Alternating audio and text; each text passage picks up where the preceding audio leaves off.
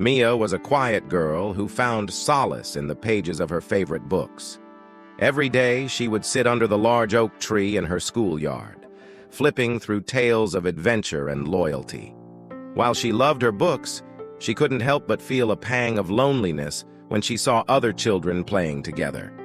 Her closest friend, Emma, often invited her to join the group, but it never ended well. "Come on, Mia," Emma said one afternoon. "You can't just sit here alone all the time. Join us." Hesitant but hopeful, Mia followed Emma. As they approached the group, she noticed the way they whispered and laughed. Every time Mia tried to speak, someone would interrupt or make a joke at her expense. Emma rarely defended her, and Mia would leave feeling more isolated than before. One day, while the group was playing tag, Mia tripped and scraped her knee badly. She looked around, expecting Emma to help her up, but instead, Emma and the others laughed and walked away. Mia's heart sank.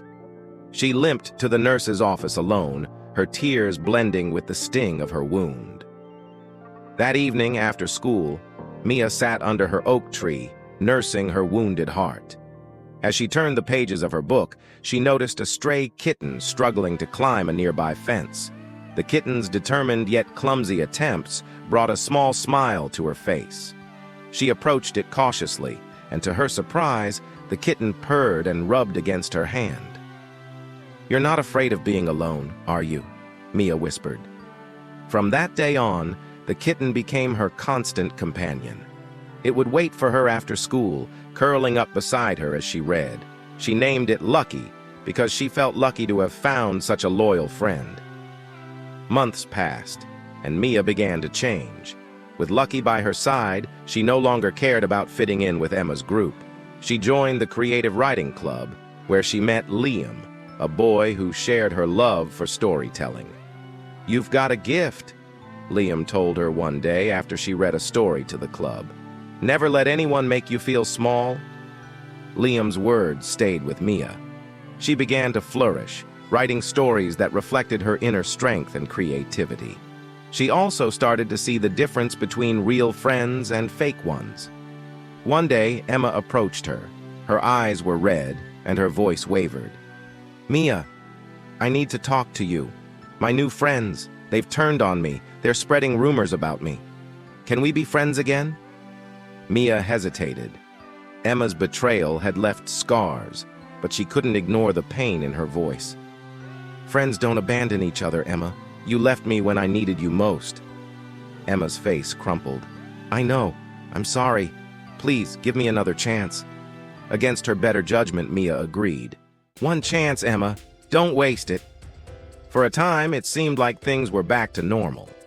Emma joined Mia under the oak tree, and they talked about their favorite books.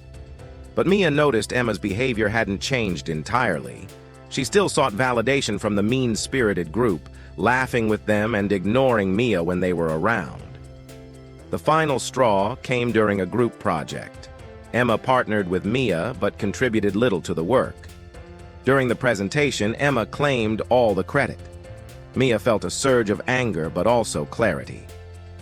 "Emma," she said afterward, "I gave you another chance, but you've shown me who you really are. Friendship isn't about using people. I deserve better." Emma tried to apologize, but Mia walked away.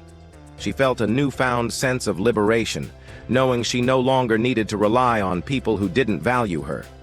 Over time, Mia grew closer to her writing club friends, especially Liam. They encouraged each other to push their creative boundaries. Lucky, always by her side, seemed to understand Mia's happiness. Years later, Mia became a successful author. At her first book launch, she dedicated her novel to Lucky, the loyal companion who taught me the true meaning of friendship. One day, Mia attended her school reunion. She spotted Emma sitting alone, her confident demeanor replaced by regret. Emma approached Mia and said, "I've learned the hard way that treating people poorly only leaves you alone. I'm sorry for everything I did." Mia forgave her but added, "Forgiveness doesn't mean forgetting. I hope you've truly changed." Emma nodded and they parted ways amicably. As Mia left the reunion, Lucky, now an old but sprightly cat, followed at her heels.